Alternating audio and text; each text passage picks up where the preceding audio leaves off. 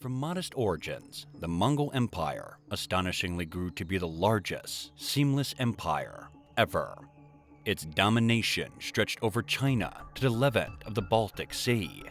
The Mongols, notorious for their fearsome reputation, were led by Genghis Khan, a tribal leader who guided them to extraordinary triumphs. Yet this begs the question, how did such a vast empire eventually crumble into the pages of history?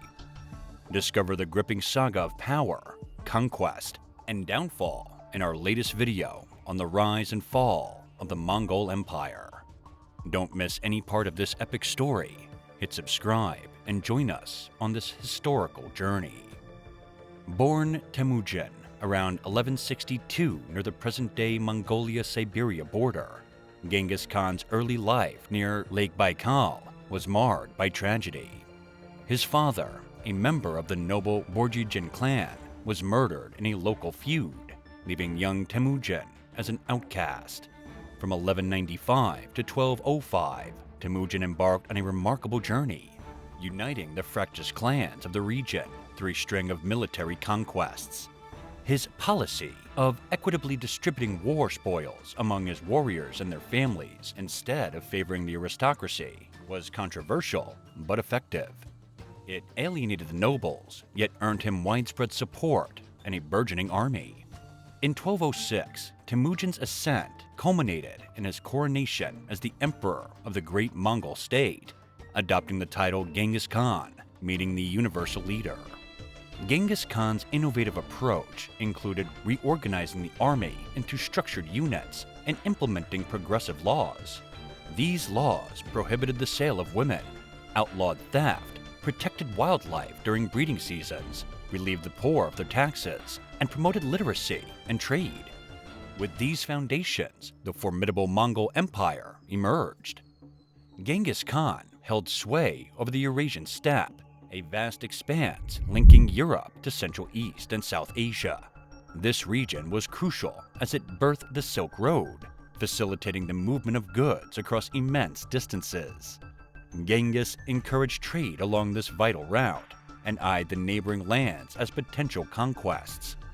Possessing a formidable, loyal army, he strategically scouted in all directions, identifying new targets for expansion. To the southeast of the Mongol heartland was western Zai, now part of China. Genghis began raiding this region in 1205, intensifying his campaign by 1207, and completing a full-scale invasion by 1211.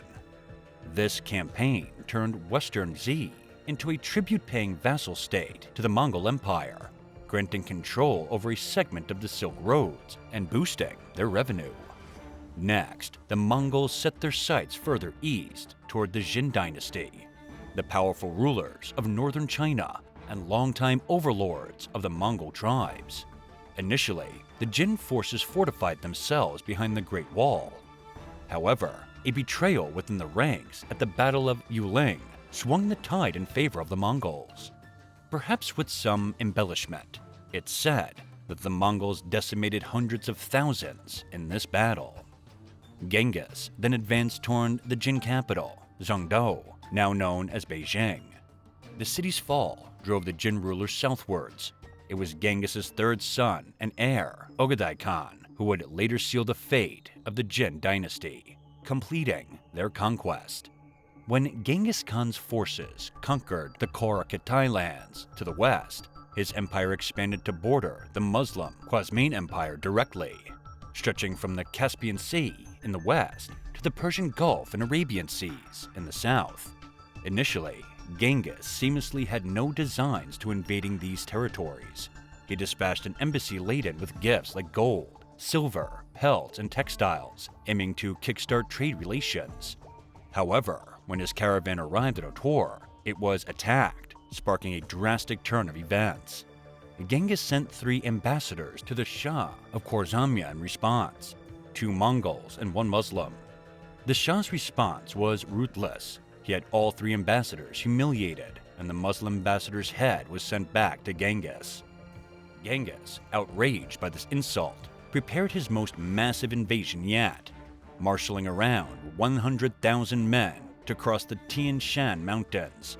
The renowned scholarly city of Samarkand, now part of Uzbekistan, fell to his forces despite the defenders' use of elephants. The Mongols, adept at horseback warfare on open plains, had to adapt their combat tactics for urban warfare and sieges. Yet, they seemed invincible, as evidenced by their subsequent destruction of major cities like Herat, Nishapur, and Merv, which were among the largest in the world at the time. After his campaign, Genghis Khan returned to China, but his life ended in August of 1227 in Jingqing of Western Xi. The preceding year had seen the death of his eldest son, and he had become estranged from his second son. Thus, his third son, Ogedai, ascended to the throne as Ogedai Khan. Meanwhile, Tulu, his fourth son, inherited a formidable force of about 100,000 men and control over the Mongol heartlands in accordance with the tradition that the youngest son inherited his father's property. Ogedai Khan upheld his father's legacy of relentless conquest. The Mongols were infamous for their ruthless military strategies. Cities in their path were confronted with a grim ultimatum: surrender and agree to pay tribute, which could spare them from harm, or resist and face the dire consequences of complete annihilation upon defeat. In 1230, as the Mongol forces advanced to Persia, many cities chose to surrender and pay tribute rather than risk obliteration. Simultaneously, another Mongol contingent was heading to Afghanistan, leading to the swift fall of Kabul. In the mid-1230s, the Mongol Empire's relentless expansion continued under Ogedai Khan. They overran Georgia and Armenia, while to the south they launched an assault on Kashmir. By 1241, their forces had penetrated the Indus Valley, laying siege to Lahore. Despite their efforts, they couldn't fully subdue the region. Meanwhile, another Mongol army turns its attention westward toward Europe. They swiftly conquered Volga, Bulgaria, and temporarily occupied Hungary, extending their reach as far north as Kiev and the lands of the Rus, who were compelled to pay tribute. Ogedai had ambitious plans for further expansion. He authorized his forces to advance all the way to the Great Sea, the Atlantic. Consequently, Mongol armies struck Poland, Croatia, Serbia, Austria, and even the Byzantine Empire. However, in a twist of fate, Ogedai Khan died unexpectedly in 1241. This event prompted the Mongol commanders to return to their homeland to participate in selecting a new leader. This process took 5 years to resolve. In an unforeseen turn of events, and much to the relief of Western Europe, the Mongol forces never made their way back to European territories. Under Mongol Khan, Genghis Khan's grandson, the Mongol Empire resumed its expansion with renewed vigor, targeting southern China and the Middle East. A pivotal moment came in 1258 when the Mongols captured and brutally sacked Baghdad, the flourishing center of the Abbasid Caliphate. This event sent ripples of fear across the region, leading Syria to become the next target of the Mongol onslaught. The Seljuk Turks, Armenians, and the Crusader states of Antioch and Tripoli, shocked by the fall of Baghdad, swiftly capitulated to Mongol supremacy. By the time of Mongke Khan's death in 1259, the empire had reached its zenith, spanning from Eastern Europe to the Sea of Japan, and from the icy northern lands of Russia to the sweltering southern border of India. Mongke's successor, his brother, Kublai Khan, led the Mongol Empire through a transformative era. Over the next 20 years, he achieved the unification of China and relocated the empire's capital from Karakorum in Mongolia to present-day Beijing. Kublai Khan's reign marked the establishment of the Yun dynasty in China, a significant chapter in the empire's history. However, Kublai's reign wasn't without its challenges. Two disastrous attempts to invade Japan and the sheer size of the empire, which became increasingly difficult to manage, signaled that the Mongols were perhaps overstretched. Their rapid expansion and vast territory were becoming liabilities. After Kublai Khan died in 1294, the Mongol Empire fragmented into 4 smaller khanates. No single leader would wield control over the immense Mongol domain anymore. The empire began to recede from the Middle East and the Yun dynasty in China, and eventually fell in the Ming Dynasty in 1368. This segment, known as the Golden Horde, lingered in the Rus Islands of Eastern Europe until the 15th century before it disintegrated.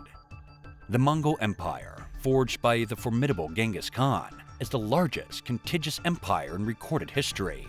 Its growth, driven by ruthless yet efficient tactics, compelled many to yield and become Mongol vassals rather than face inevitable defeat. Spanning Europe and Asia, its vastness seemed boundless. However, its sheer size eventually proved too complex for Genghis Khan's successors to control, leading to its disintegration. The empire left an indelible mark on medieval history. Its legacy is vividly imprinted not only in the territories it conquered, but also in those who lived in dread of its advance, a testament to the enduring impact of the Mongols on world history. Unravel the tale of the Mongols with us? If you found this journey through history captivating as the Mongols' conquests, hit that like button. Your thoughts and insights are valuable. Share them in the comments. Don't forget to subscribe for more enthralling historical exploration.